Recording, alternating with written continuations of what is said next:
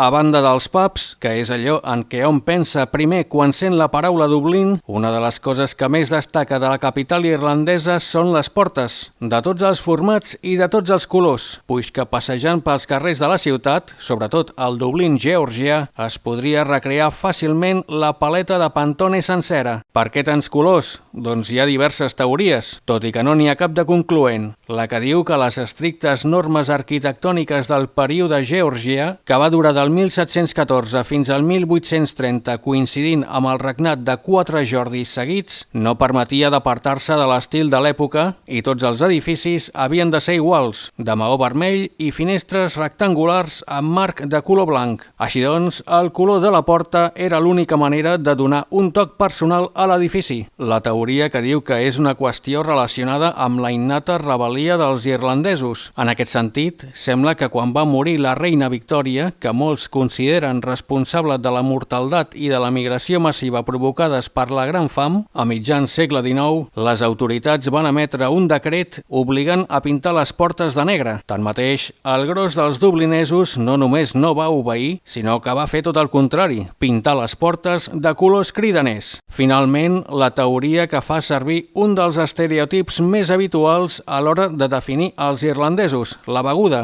Tenint en compte que tots els edificis són iguals, després d'una sessió maratoniana de pintes al pub en què molts es passaven de frenada, el color de la porta servia per saber on vivia cadascú. De fet, aquesta teoria es basa en la història entre els escriptors George Moore i Oliver St. John Gogarty, que eren veïns a Ely Place. Sembla que Gogarty, tornant a casa des del pub, sempre trucava a la porta de Moore per error.